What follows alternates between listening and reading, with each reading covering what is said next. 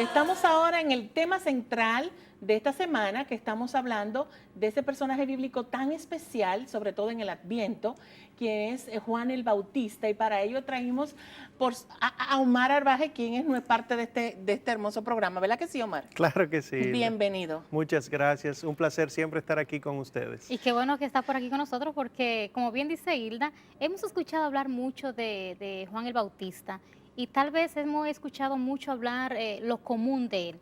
Pero en esta ocasión queremos escuchar un poco de su vida familiar.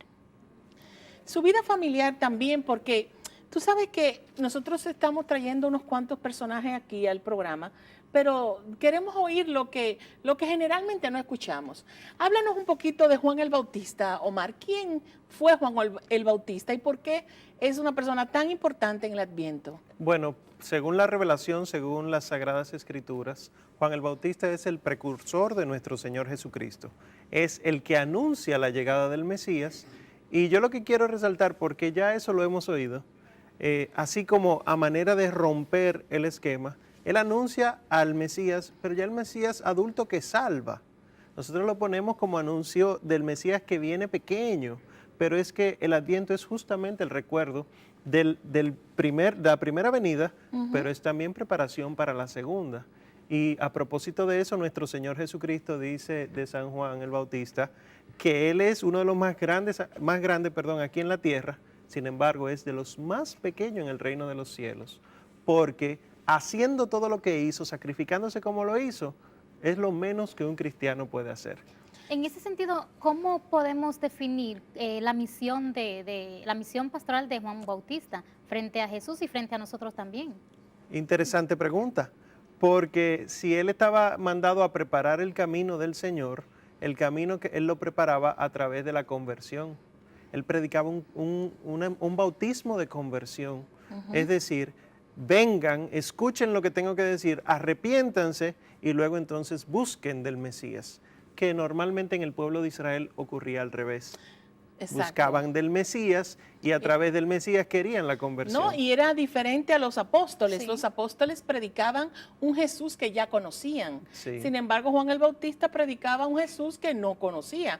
Me refiero que no conocía como evangelizador, como predicador, como maestro. Probablemente lo conocía como que era un primo, Sí. que tenía lejano, que vivía con María, quien era pariente de Isabel, su mamá. Sí. ¿No era así? Sí, así era. Nosotros sabemos que Santa María y Santa Isabel eran primas, Ajá. pero ¿hasta qué punto eran primas? Una jovencita de 15 años y una señora de cerca de 80. O sea, que no eran como contemporáneas. No eran contemporáneas, si había familiaridad como la había, la relación era distante, quizá prima segunda, como decimos aquí, o quizá terceras, y entonces el milagro de Isabel concebir a Juan el Bautista, María participó de él por el anuncio del ángel, pero no necesariamente hubo una relación directa entre el Señor Jesús y Juan el Bautista. Si consideramos la edad a la que lo concibieron a él, probablemente los papás de Juan el Bautista habían muerto y Juan el Bautista entonces pasa al desierto donde empieza a transformarse él. Sabemos lo de la vestimenta de piel de camello, que comía langostas, para los que no saben, eso es grillo, saltamonte. Exacto. Sí. No era langosta del río. Y esto quería decir que él estaba en penitencia. Muchos dirán, Ayunando. Sí. muchos dirán, bueno, él era loco, andaba despeinado. No necesariamente, andaba en penitencia. Fíjense que, por ejemplo, en el libro de Jonás, el pueblo de Nínive se viste de saco, de sayal, y se llenaba de ceniza y se tiraba en el suelo. O sea, Juan el Bautista hacía lo mismo. Dependía directamente de la naturaleza, lo que Dios había hecho, para anunciar la conversión. Pudiendo él haber sido un sacerdote, era su papá. Que como sacerdote, piensen en Zacarías, Sí. San Zacarías como sacerdote no es que era rico, pero estaba acomodado. Y al estar acomodado, su hijo, por descendencia, por herencia, le tocaba el sacerdocio y él renunció a eso. O sea, ya nosotros vemos en la vida de Juan el Bautista el cristianismo, la prefiguración del reino que el Señor anunciaba. Y que todos estos elementos, Omar, no se dan porque se tienen que dar, todos están en el plan de Dios. En los planes de Dios está de que Juan el Bautista sea quien anuncie la salvación, a quien nos va a liberar. ¿Y cuáles otros elementos, Omar, característicos podemos ver en la vida de Juan Bautista? Ya tú habías mencionado algunos de los que hacía, cómo vestía. ¿Qué otros elementos podríamos verificar en él? Bueno, para ser alguien con esas cualidades de evangelización todavía incipiente, tenía que tener un temperamento bien fuerte, pero sobre todo convencido de lo que Dios le había mandado a hacer. Tenía que haber tenido unos papás que le fomentaron la fe real.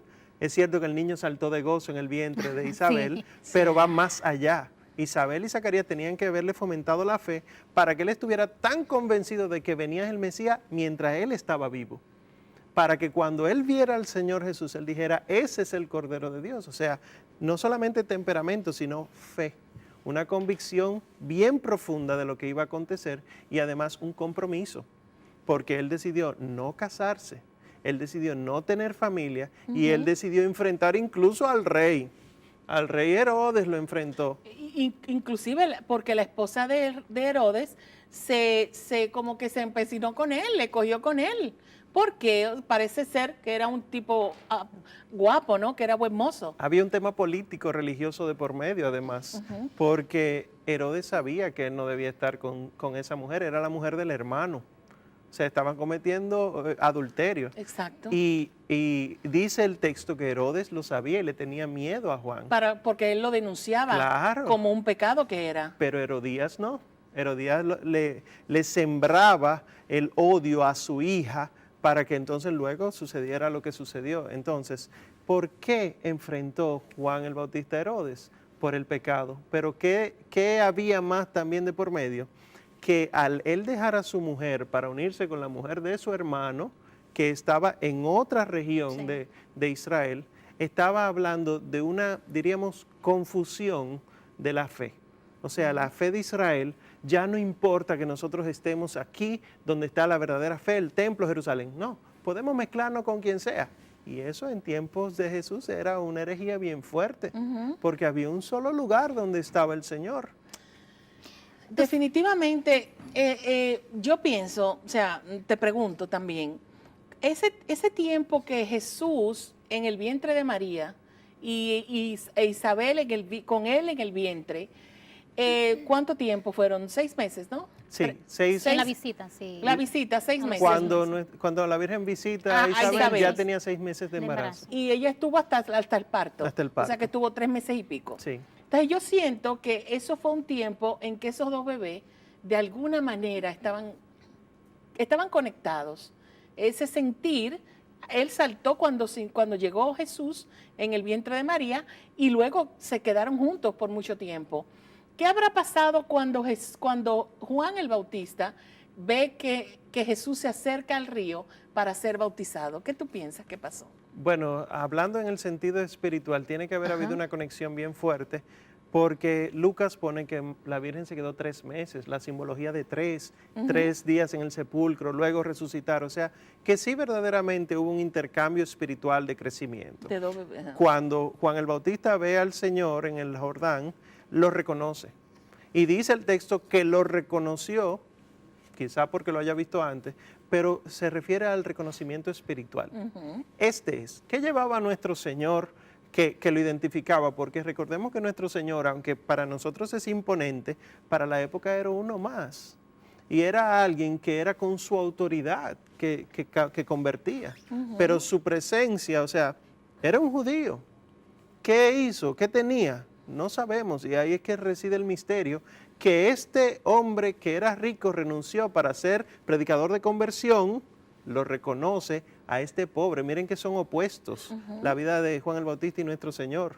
Juan el Bautista es anunciado estando su papá en el templo. Sí. Jesús es anunciado estando en la pequeña ciudad, en el pueblecito, en la aldea. Juan el Bautista tenía medios y Jesús no. No, y entonces decía Juan, es necesario que yo disminuya para que él crezca. Esta antítesis, esta oposición es lo que sucede constantemente en el reino de los cielos. Era necesario que Juan muriera para que Jesús reinara, porque Juan tenía muchos adeptos.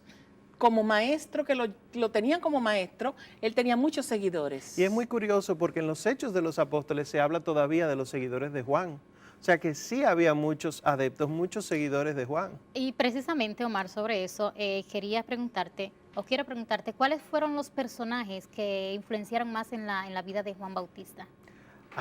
Bueno, ya eso no lo sabemos tan profundo, pero a mí sí me suena mucho Isaías, Sí. porque él mismo utiliza las profecías de Isaías diciendo, la voz que clama en el desierto, abran el camino al Señor, se lo aplica a él. Él no dice yo soy la voz, obviamente, Claro. pero él sí se lo aplica. Y si nosotros leemos las profecías de Isaías, vemos que es renuncia y consuelo. O sea, en la medida en que el pueblo se niega, Dios consuela. ¿Qué es lo que vive San Juan el Bautista? Es eso. Claro.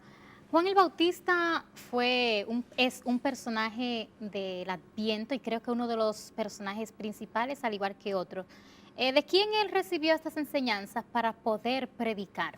O sea, cómo él se instruyó para poder predicar ese camino al que nosotros hoy estamos siguiendo. Hay teorías, pero realmente no han sido comprobadas. Se cree que Juan el Bautista perteneció a una comunidad que vivía en el desierto, que se conocen como los esenios. Se cree, pero realmente no está comprobado, porque aunque tienen muchas cosas en común, hay otras que no.